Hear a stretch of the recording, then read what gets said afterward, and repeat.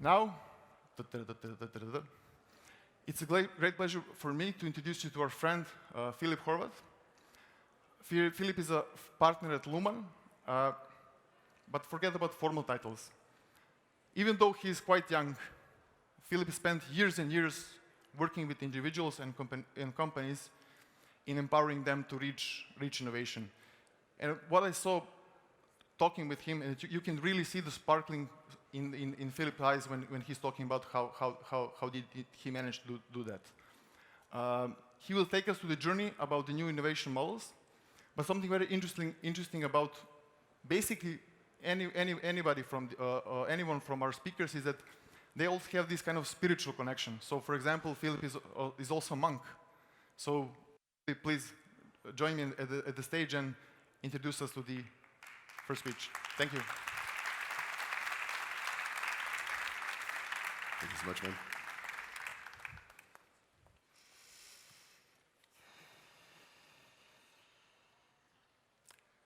You are actually going to be the hero of today's story. But before I go there, I'm going to say a quick thanks to Costa and Dushan, Sandra, Yelena, all the people from ICT Hub, all the sponsors, all the volunteers who made this happen today. Because if any of you have ever thrown an event, you know it's not an easy thing to do. And actually most of the hard work is already done for us to be here today. So give them a hand of applause.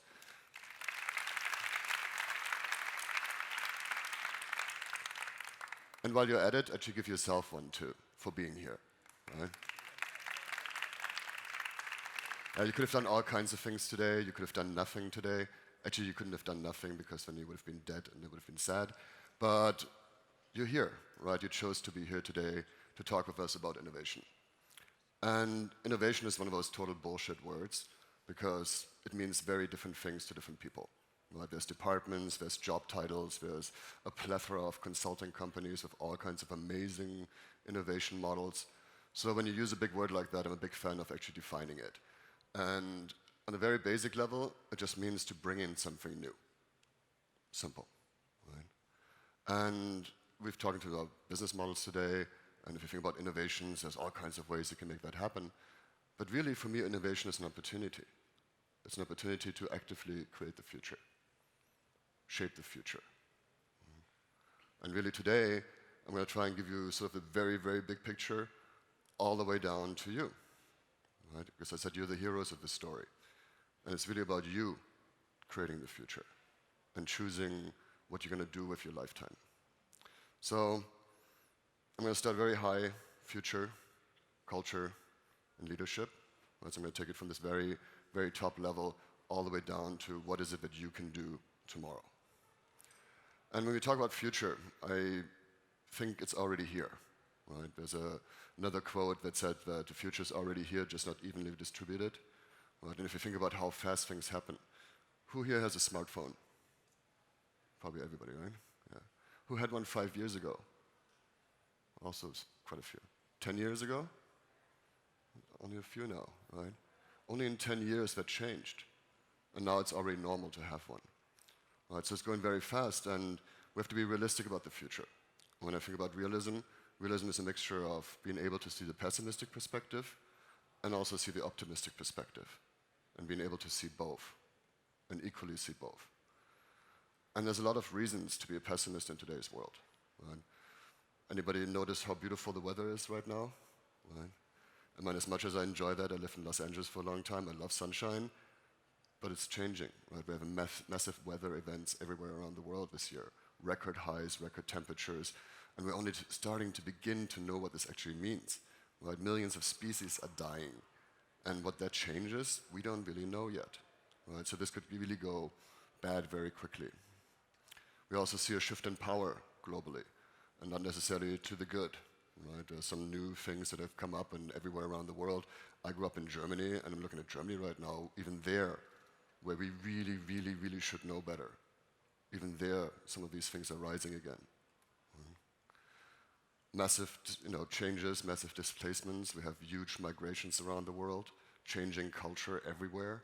Right? We're in this global culture sludge now, where we have the same ideas everywhere around the world, while people are moving around, and it's upheaval. Right? And of course, the robots are coming, right? Automation, AI, all that stuff's going to take 80% of jobs that we have today. They're going to be redundant. And actually, for the most of these jobs, thank God. Right? But I told you I'm also an optimist. And what I also see is that there's awareness now that's rising. People are beginning to realize that, oh shit, I play a role in this. How I live every day actually affects the world. Right? And we see people standing up and saying, you know what, that's not cool. We did fight for these values. We did fight for equality, justice, all these things that we hold high as values. So that's also happening. And we see technology reaching everywhere. I lived in India for 3 years, and for $25, you can now get a smartphone and have more information in your pocket than Bill Clinton had when he was president. Right? That's also happening. I saw a video of a 13-year-old kid in Africa who had multiple businesses already, and they asked him, like, where did you learn all this? And he kind of looked at them very confused, and he said, YouTube? Doesn't everybody? Right? Today you have no excuse not to learn something. You can learn anything you want. It's all there for you. And it's there for you anywhere in the world. And the robots are coming.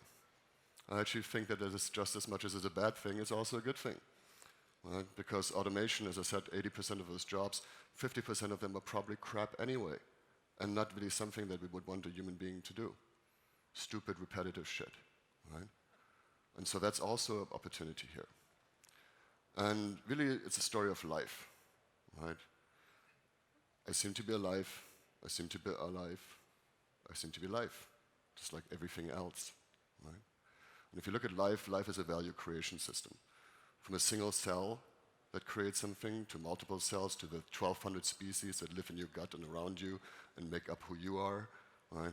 To our relationships, our teams, our organizations, all the way to this planet. That's all value creation systems. Right? And a business is a value creation system. Right? So when you think about business models, we're beginning to start understanding that it's really more organic than mechanical. And one of the things that life has in common, systems theory actually came out of life, out of biology, is that we look at a system and there's inputs, there's processes, and there's outputs, right? Something goes in, something goes on, something comes out. And then there's some feedback loop, and then the system can learn, right, and evolve, hopefully. And so if you look at a business and business models, right, we have inputs, we have processes, and we have outputs. Something goes in, something goes on, something comes out. I mean, you can make a nice business model canvas. It's a little bit more elaborate and a little bit more detailed, but basically it comes down to this. Right? And all of this is massively changing. Right? If you think about inputs, the first thing is we're dealing with circular economy questions now. Right? I had a team, for example, that I worked with, an entrepreneurial team. They said, we want to reduce ocean plastic. And I said, great. And so after many iterations, what they ended up doing was creating an app for purchasing where people who wanted to buy plastic in the company, and it was Siemens, so they buy a lot of plastic, right? They could put in their specifications, and instead of buying regular plastic, they could buy recycled plastic. They saved the company about 1 to 2 million euros a year, and they reduced ocean plastic, right? So we have new inputs here and new models of how we can use what we have available to us. We have also completely new materials, right? I have a friend who has clothing that's nano ennobled, so it actually resists bacteria. Right? And think about how that changes in a hospital when everybody wears clothes that don't take bacteria on. Suddenly very different. Right? And we have all kinds of opportunities. We have molecular printers now, 3D printers. We can print medicines. We can print all kinds of things. We can print new carbon fibers that are more resistant than any of the materials we have today. So the materials are also changing. And of course, energy is changing. Right? I worked with one startup. They ended up, when Puerto Rico was hit by the weather events, they ended up helping Puerto Rico re-electrify with energy and grid-independent solutions. Right? So energy is changing too, and the energy that feeds your business is changing. And when talking about energy, people are changing. Right? You have a whole new generation now. In the next couple of years, we'll have a whole plethora of baby boomers around the world retiring.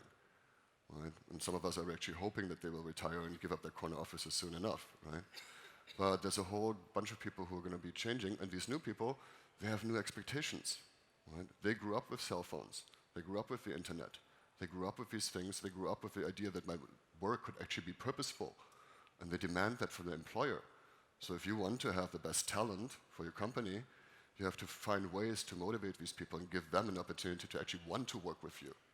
Right? And of course, information. Right? With massive data, IoT, we were drowning in data. Right? We have more already than most companies can actually use. Right? And of course, they're also presented to us in completely new ways. And the models there are changing too.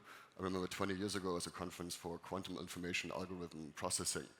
And back then, quantum computer was just an idea. Today, we have the first ones already. Right? We have AIs that learn as quickly as toddlers. Right? So the information is changing. All that is changing. And you can build a completely new business model because you have different information available to you. And lastly, even capital. Right? Even money is changing. There's whole companies out there that never used a single dollar in fiat currency. So we have completely new ways of organizing ourselves there too. You can build a business today and do a token release and create a completely parallel universe to that which exists in the normal corporate world.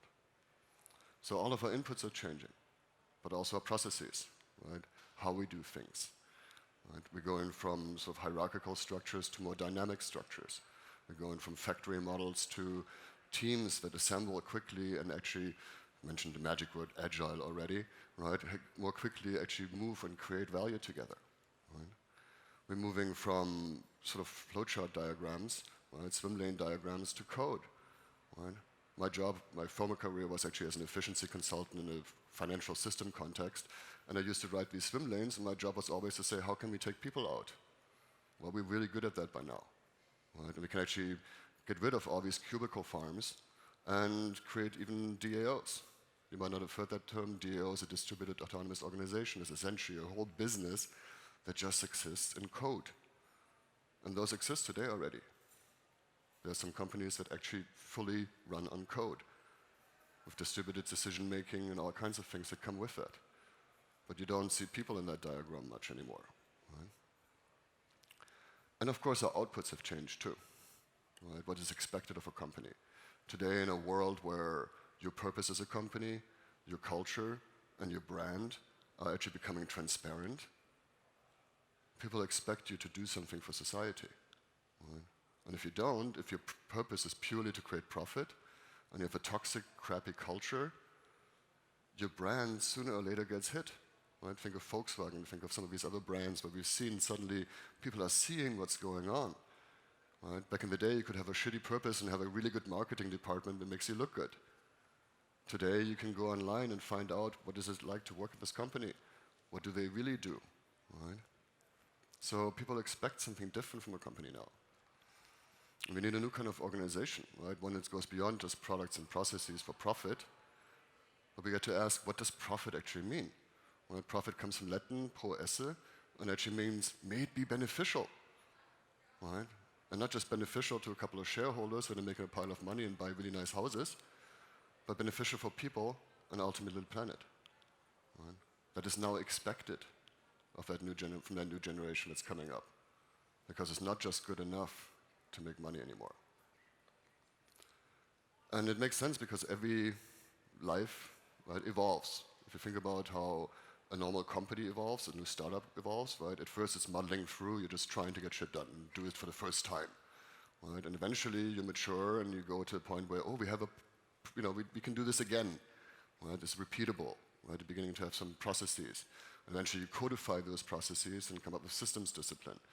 And then you go into quantitative management, right? When you go into systems integration, which is where a lot of the big companies are today that are measuring themselves left and right by means of KPIs. And now we're moving into this next thing because that's not good enough.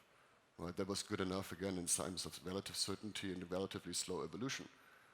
But now things are moving so fast, we need to become dynamic learning systems. Right? Your organization ultimately is in beta too. And this is actually, this progression goes from a startup to a big company, as well as also how we organize ourselves as humans. Right? This is sort of a hunter-gatherer group where every day is a new adventure and you're trying to find something to eat. Right? Then there was a time of agriculture when we actually began to do something repeatable. Right? Then came a time of industrialization where we built factories and repeatable processes. Right? Then this quantitative management, where now we have systems and we have these feedback mechanisms, and now we have to move into dynamic learning systems, a completely new way of structuring ourselves. And of course, innovation, dynamic learning systems is about ideas, right? And you want to have ideas, and you have some sort of pipeline for those ideas to come to fruition. And ideally, you have sort of a horizon around it, and I don't necessarily think in terms of time, as in the original horizon model. I think more in terms of maturity, right? And you're creating essentially a platform for things to come in from idea to be something real, right? And if you look at that pipeline, you sort of have these feeder systems, right? There's stuff that comes in, and of course strategy, right? Because you're still setting direction, you still have to fit with who you are as a company. You have R&D as in the traditional way, but now more integrated. And you have startups, you have open innovation, you have completely new ways of facilitating new ideas. And then you need to put them through this pipeline, right? From Horizon 3, where it's just potentials. And you want to do some exploration there and say, hey, how can I run as many experiments for as cheap as possible to get an idea to learn if there is even something here, right? And of course, you want to validate with your customer, right? Because if you have a great idea, that's awesome, but somebody out there needs to actually want this, right? And so here's where you test and you do lots and lots of iterations, very small, very cheap, and try and validate as much as possible, learn as much as possible. And then you go into saying, hey, you know, there is something here, let's commit to this and explore this a little deeper, right? And then you incubate and you co-create with your customer that solution that you want to build. Right? All the way then to saying, hey, this is actually, there is something here, it's working, we're having the first couple of sales around it, it's maturing, how can we accelerate it? How can we scale it now? How can we prepare it to fit as part of our organization? Right? And here's where you integrate with your customer deeper and deeper and build out your customer base so that ultimately you have proven models that you continue to optimize to, right? So it doesn't end ever, right? And of course, this is a very beautiful linear process. It doesn't look like that. Anybody who has done innovation knows it's more like this, right? And that's real, right? But for the sake of abstraction, here's roughly your pathway. And we'll hear from Alfonso and Manu later. They're going to talk about the reality of what this looks like when you're actually doing it in a business, right? And it's much, much messier than it is in this pretty PowerPoint chart here. He's laughing. Yes, exactly. Right? But what we need now, if you think about it, we need ultimately every stakeholder, not just employees, to be able to identify and act on opportunities for creating value. Right? You want to make that possible for people and entice them to say, hey, I see something here, there's something we can do here. And then you need to be able to rapidly bring teams together that can actually do something with that. Right? And we need different kind of teams. We need teams that can form, engage very quickly, right? Get beyond the norming and storming phase, right? So we can actually really productively create value together and ultimately disband. But take that learning into the organization, right? Because every project you do is an opportunity to learn. And so these teams can do that. Now, for this, we need a new culture, because it's not how we've done things in the past, right? And culture is a really, really big word, similar to innovation, one of those things, right? For me, culture is simply the way we do things around here. Right? Just keep it simple. And if I want to look at culture and understand culture, you can dissect it a little bit. Right? You have certain archetypes. Right? Like, for example, with companies I work with, oftentimes we introduce the idea of intrapreneur. Right? It's an idea of, hey, here's this archetype, entrepreneur.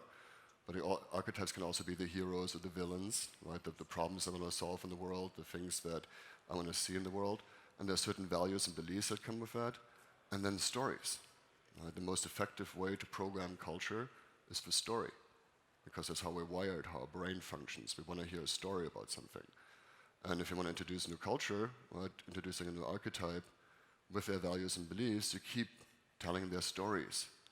Right? And by now, most of the companies we work with, they have an idea of what this entrepreneurship thing means, what it means to be an entrepreneur. And it's not just the glossy, super awesome PR stories, but it's stories of failure. Right? You might have heard of Fuck Up Night, right, where people go and talk about how things didn't work. Right? So you have to be real, these stories too, because otherwise, if you read this nice PR thing, nobody's going to believe that. right? We want to have real stories about real people. And language that we repeat, right? Certain mottos, certain key phrases, right, that you can keep coming back to.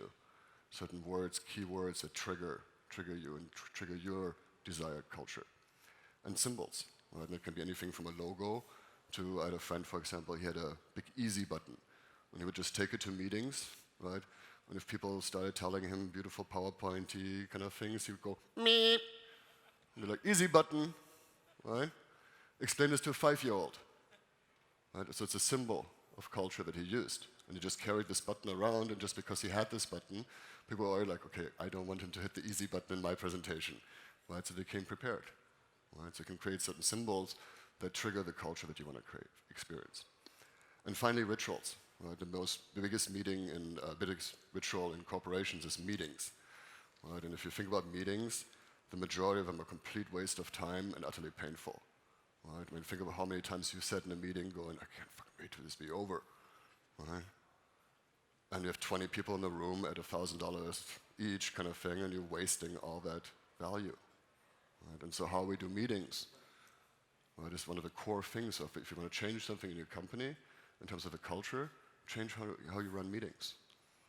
Right? And there's beautiful literature about that in terms of what you can do, and happy to give you some tips as well. But change your meeting culture, change your ritual there, you're changing your culture. And talking about changing culture, it's a big thing if you want to change your corporation, right? And you've probably seen this distribution curve plenty in terms of innovation. Don't waste your money on the laggards. Right? If you try and tell them, hey, you need to be innovative now, they're going to actually fight you, because they have their self-definition of what their job is and how they do their job. And if you come to them with one more thing, they're going to hate you. Right? So don't worry about them. Don't worry about the late majority either. Right? Your sweet spot is actually right here, between the innovators and the early adopters. Because the innovators, they're doing it anyway. And if you're lucky enough to have them in your company, awesome. If you don't, focus on how you can become attractive enough to have a few of those around. Right? And they now serve as a role model for the early adopters, and the early adopters are going to help you shift that whole curve. Because monkeys see, monkey do, right? My business partner always says kids don't learn table manners from PowerPoint, they learn them from modeling, right? They see you and how you show up every day. Right? And so focus on those early adopters, because and make them the heroes, right? Tell their stories. And as you tell their stories, the rest of them are going to come along. And we need this new kind of culture. There's a couple of things, and actually later Sean, you're actually very lucky my friend Sean is here, he's going to talk a little bit about the conditions of culture as well. Here are a couple of things that we found. Right? Purpose, outcome orientation, diversity, inclusion, agreements, clarity, and psychological safety. We'll go into those in detail a little bit more. Purpose, another one of those big words, right? And purpose doesn't have to be about saving the world. Right? Purpose is really just being clear about why you do something. Right? Because you want to know why you're doing what you're doing. Right? The little 5-year-old inside of you says, what did you do today? Why did you do that? Right? And if you can say is, well, I moved this Excel spreadsheet from my inbox, made a little thingy magic, and moved it to my outbox, that 5-year-old is going to be really pissed off. And you're going to feel that sooner or later. Right? And purpose really is meaning and impact. Right? And meaning comes from German meinen, which means actually to make mine. Right? Most people live a meaningless life. They do what mother, father, preacher, teacher taught them how to do. And they just repeat that and try and satisfy to some cultural expectations of who they should be. Right? If you don't have a meaningful life, make it your own. Right? Have a vision of who you could become, and a vision of the impact you can create in the world. Right? And if you have purpose, it's a source of direction, of course. Right? We're trying to solve a problem out here, and always say fall in love with the problem, not the solution, because your solution is going to change anyway. Right? But you have a direction. We're trying to achieve something here. And intrinsic motivation. Right? Intrinsic motivation comes from having a vision of yourself in the future and of the impact you can create. And having that gives you the energy, right, to get up in the morning and do things. Right? And it leads to growth, personal growth, and growth in the environment that you're in. And ultimately allows aligned autonomous action. Right? If I have a clear purpose throughout the organization, everybody can act on it. Like I always mention Southwest Airlines in America, they had this mantra that said, we are the low-cost airline. We are the low-cost airline. That was their clear statement. And everybody in the organization could make decisions based on that. Right? From the person who decided whether they should have chicken or peanuts on the flight to Vegas, to the baggage handler that says, do I send this baggage home today or tomorrow? Well, we are the low-cost airline. I'm going to send it tomorrow when I have other things to send too. Right? So it gives you the ability to allow everybody in the organization to act based on this purpose. And it also reduces risk, and especially for corporate innovation, this is a huge factor, right? If you think about risk for innovation, most of the time we started with business, right? Is this a viable thing? Where's my ROI, right? That's what we typically look at. Fortunately, in the last few years, with design thinking and lean and all that, we're like, oh wow, the customer matters too. Does even somebody want this, right? All these wonderful things that came up in your R&D department that show on a magical PowerPoint and Excel spreadsheet how you're going to have this fantastic ROI in 5 years. That is bullshit anyway. Test it with a customer, right? And see if somebody actually wants it. The next level of risk is interesting because it's really your ecosystem, right? And the impact you're creating there. Right? It's being aware of where you're operating, understanding which startups are also working on this, for example. Right, or what government regulations might change your business in the near future. Right? Carbon taxes could overnight ruin a lot of businesses right now. Right? So being aware of the impact that you're creating. And finally, the entrepreneur herself. Right? They talked about intrinsic motivation. Right? Purpose is important for the entrepreneur because as an entrepreneur, you might get a whole pile of money. Right? Like Mr. Spiegel, who got a $600 million check, right? Or the billions of dollars that Mr. Bezos made. Right, there's a motivation there. As some of you who are in corporate innovation might know, if you're doing innovation inside of a company, at best you get a good job, right? If you're lucky. Maybe a promotion. But probably you actually get kicked in the ass because while doing innovation you had to get some bloody noses and work, right? And you're that thing that nobody likes because you keep coming wanting stuff and changing stuff, right? So if you're not motivated by purpose, you're going to give up. And you can have an awesome idea, and I've seen this so many times, especially in corporate innovation. Super excited teams, great idea, desire from the customer, everything was there, and it was just an idea. So they gave up. Right? But if you care about something, and you really give a shit, you're going to do whatever it takes to make that happen. Right? So this is why purpose is, especially for corporate innovation, a huge factor. And an orientation on outcomes. Right? And I don't mean bullshit KPIs. Right? One of the big 5 consulting companies, I forgot which one, it might have been McKinsey, did a study at some point where they said, if you purely focus on financial KPIs, the quality of your product or service erodes. Right? So outcomes is not just about, oh, I did my quota this year, look, I get my bonus. But it's about actually measuring value, like focusing on what did you do out there? Who benefits from this? Whose life is better because of your innovation?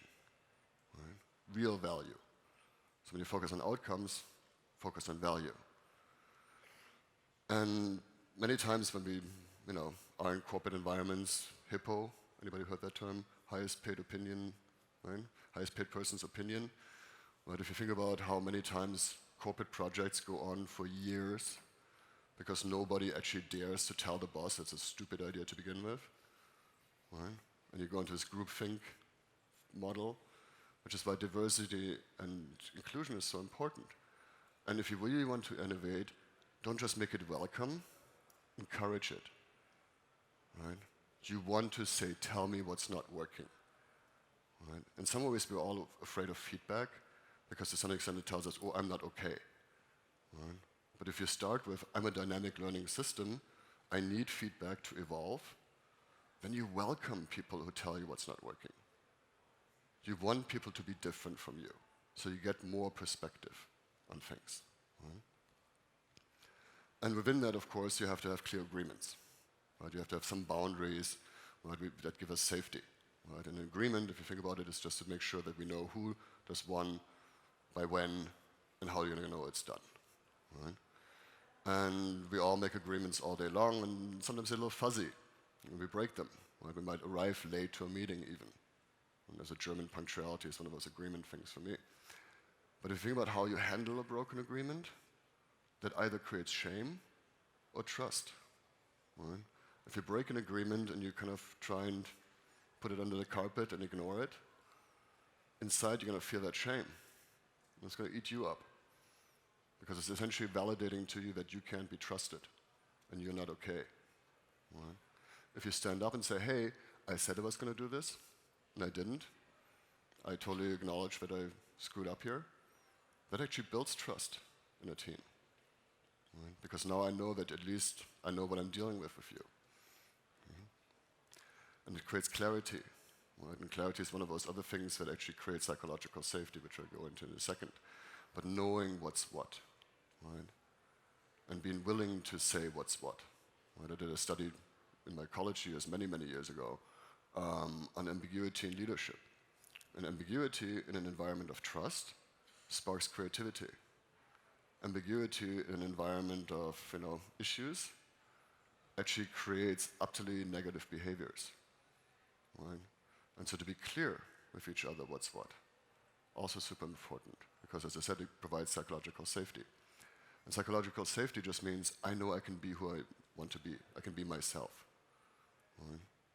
And especially in these times of transformation, it's a deaf experience. It's very vulnerable. Right? We don't know what's happening. And we need that container of safety to do things. Because if we don't, right, if a caterpillar didn't have that container of safety, all that mushy stuff would never turn into a butterfly. Right? So we need to be held.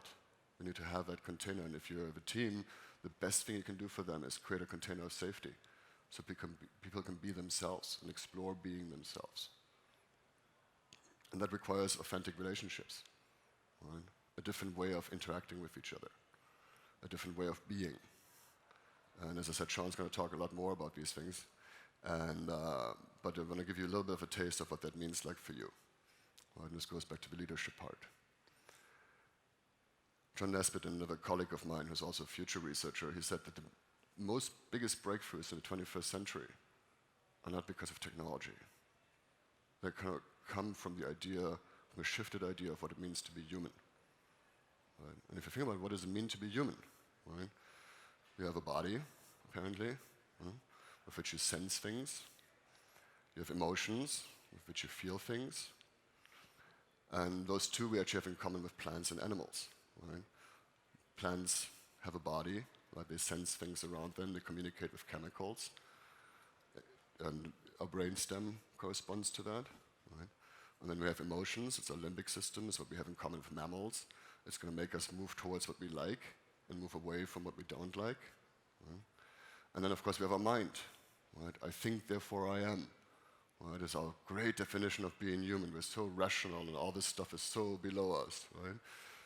No, it's about integrating all of that. And we actually have another level of relationships where we choose from, where we act from. Right? Our center. 3 below, 3 above, here's our center. Right? Here's where we go and create action in the world, is from here. Right? And these 3 are really just here to carry you around, your sense of self, of who I am. Right?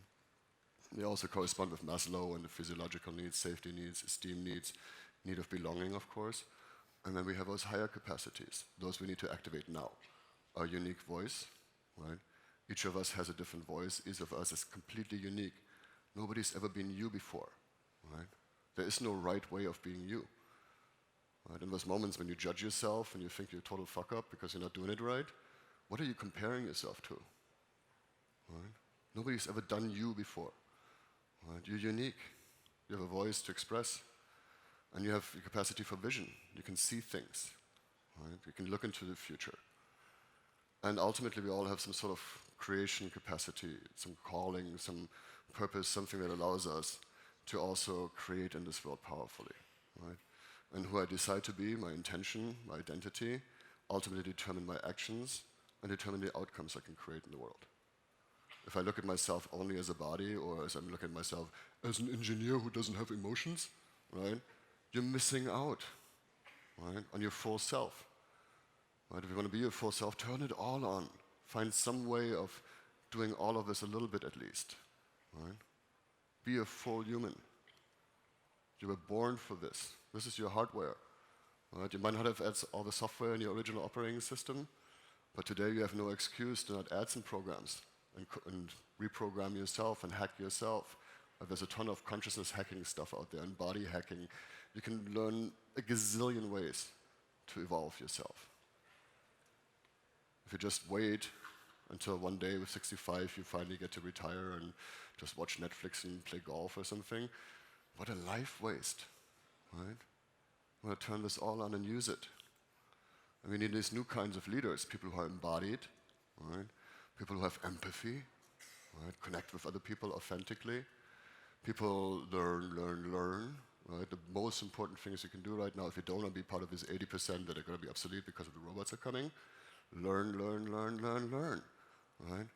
A lot of us had, I mean, at least when I grew up, it was this idea: you go to school, and you go to university, and then you know everything, and then you just work until you're 65 and get the golden watch. Right? It's not happening. We all know it's not happening anymore. So keep learning, right? And keep being accountable, committed to what you're here for, and express yourself, your vision, and really think about your life as an opportunity for creation. And in my last minutes, I'm going to actually go through a couple of these things with you, if that's okay. I'm not going to go into that for time reasons, but let's start with embodiment. Right? I want you to, we've been sitting for a moment already, feel your body. Can you feel your body right now? Probably not, right? It's been sitting in here, operating from here. So if you don't mind, put everything away for a moment, and put everything under your chair that you don't need to hold on to, and actually find your feet. Right? Yeah, move them around on the ground a little bit, right? All four parts of it, top four parts of two parts in the back, right? Actually find your feet. And now I think you can do this sitting, right? Do something like this.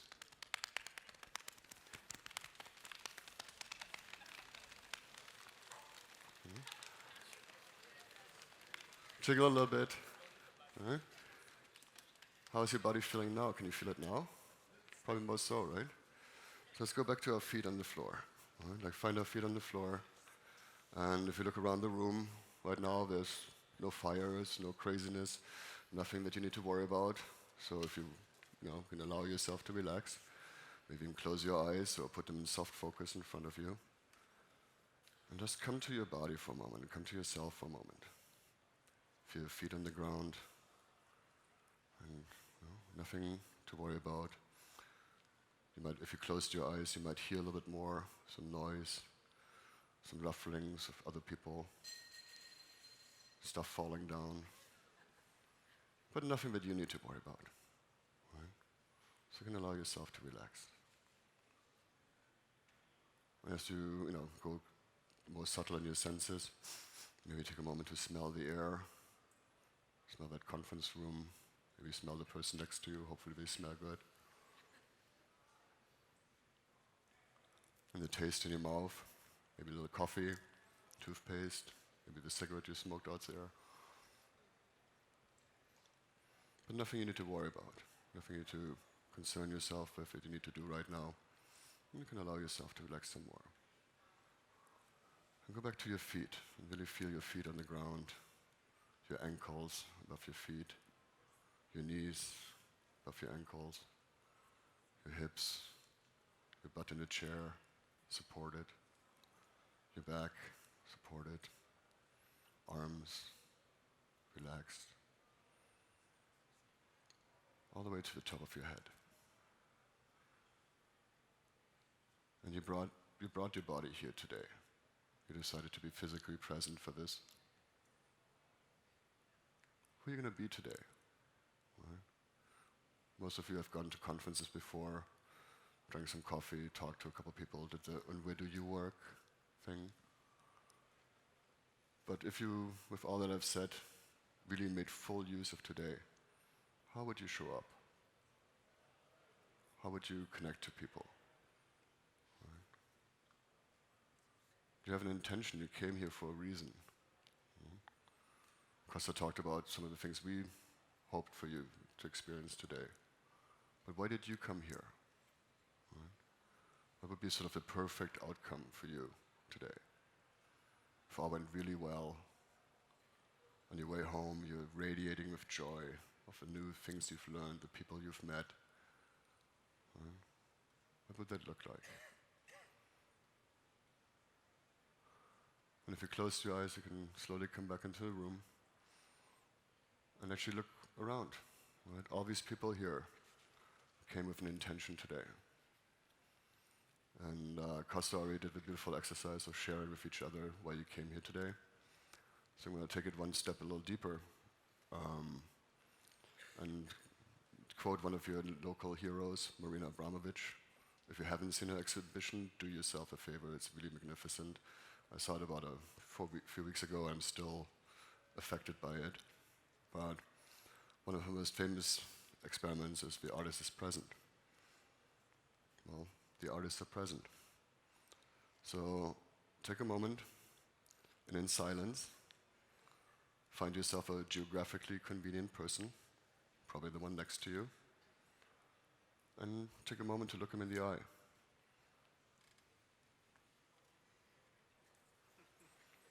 And some of you might giggle, some of you might make little stupid jokes about it. It's a simple request. In silence, take a moment and look at the person next to you. And see them. They came here with an intention too. Right? They came here to create something today. They learned, they worked hard to be here today. They probably went to school at some point. Right? They were 5 years old at some point. And they have hopes and dreams like everybody else. Difficult to do for some, huh? Yeah. No worries, the more emotionally aware you become, the easier this exercise is going to get. But it's really about making an authentic connection with someone. And if you think that this is sort of nice, soft skill, esoteric stuff, good for the girls, right? Kind of cute, right? If that's your belief system, then you also might think that I just wasted your time and I made you do some bullshit thing. And you're right. In that belief system, you're absolutely right. If you think it's unnecessary to be able to look somebody in the eyes, then this is bullshit. And you're right. The problem with being right is you can either be right or you can learn. Right? And all those defense mechanisms that just came up that said this is stupid and I don't want to do this. Ask yourself why. Where does this come from? Right? Because each of us can only see what we can see. All of us are captured by our own perception. And there's a beautiful story from India about blind men and the elephant. And there are a bunch of blind men and they say, hey, describe what you're perceiving. And the first guy goes over and he touches the leg and he's like, it's a tree. Right? And the second guy goes over and he's at the side and he's like, oh, it's a wall. Right? And the third guy is at the end, he's like, no, it's a snake. And they actually get in a fist fight about who's right. And that's how we all are, right?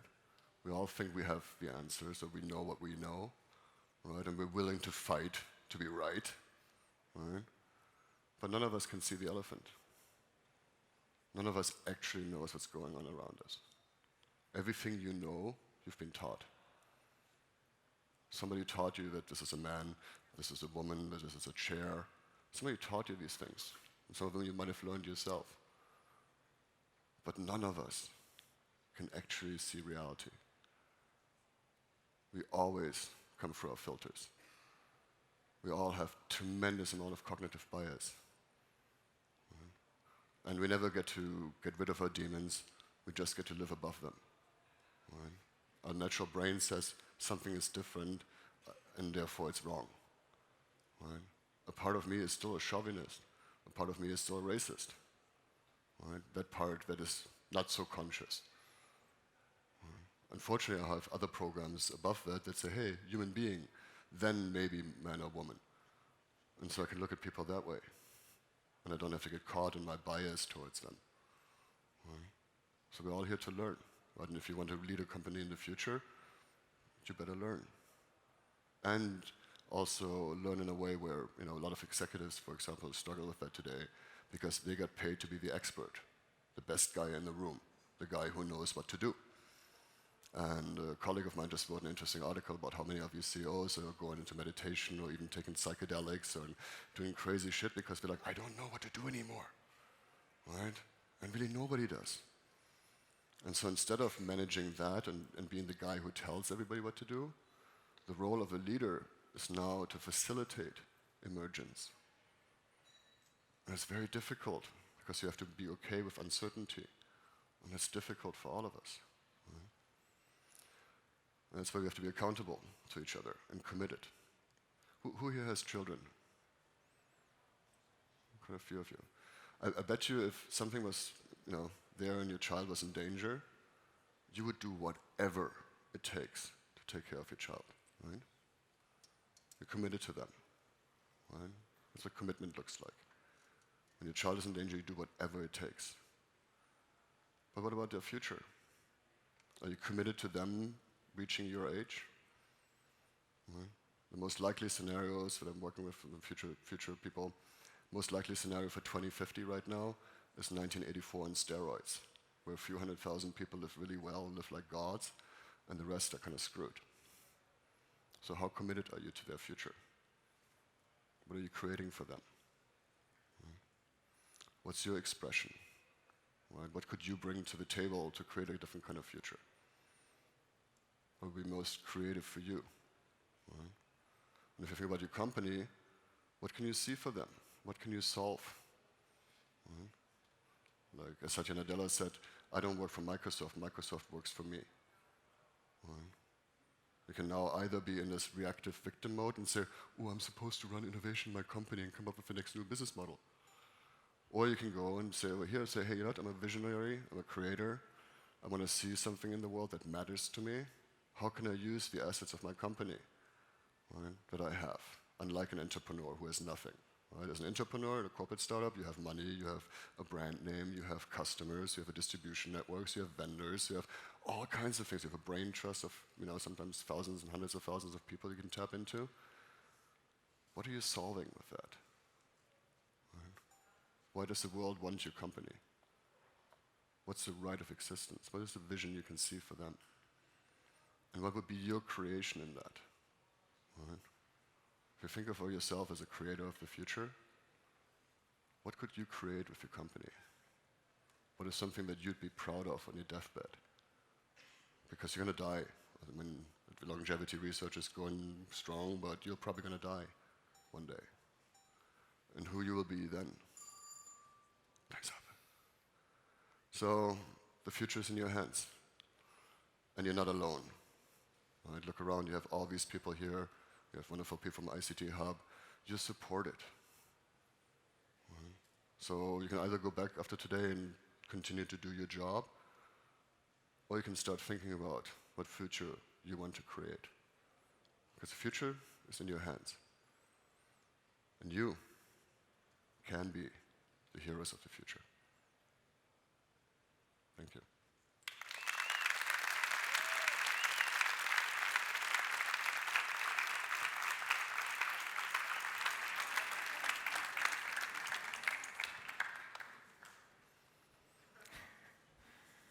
Wow.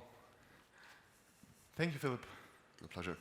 I guess you could, something which really comes from our experience from ICT Hub working with basically most of you guys, is something which we actually asked Philip to help us to deliver, is that we are all stuck in these very formal roles, and it's kind of hard to find individual motivation within the company and to see the purpose why we're all doing this. Not to say that many of us have like 3-year, 4-year plans, so who cares? Somebody will come to my spot.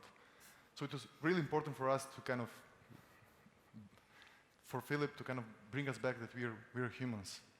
And doing the innovation, which is tremendously hard, I think it starts with that. Anyhow, regardless to the couple of marriage offers, and kind of using this Slido as a Tinder, there are a couple of pretty tough questions. And some of them we'll try to address in the continuance of the conference, but exactly for you, what was the kind of the concrete moment or concrete example of which you're kind of proud of, the moment where you see the innovation actually came through, especially in the part of people reaching out to the possibilities of the new business model? Well, my proudest moments are when people wake up to their own capacity to create. The example I always used, there was one team I worked with, and this young woman came from India, and when she arrived, she was like, "Oh, I just came and traveled for the first time by myself, and it's so exciting to be here, and everybody's so nice." And then after a couple of weeks of working with her, she's up on stage going, "And when you have a purpose and you create a future, then you make something happen for people." I'm sure her husband was really happy about that change, but that kind of thing, where we're really coming into understanding, and she worked in a team with 5 people from 5 continents and created an energy solution that is now already part of her core business already. Right? But it was something that she didn't even think she could do, right? And she couldn't have done it, but with that team, with that diversity, with that encouragement to just be, right? We create these psychologically safe spaces for people to explore themselves. And what came out is so beautiful. Right? And if you think about when you were 5 years old, you ran around the room naked going, "I'm going to create the world," right? Until people told you that you couldn't. And so bringing that back, connecting people to that, that's my greatest pleasure in life, actually.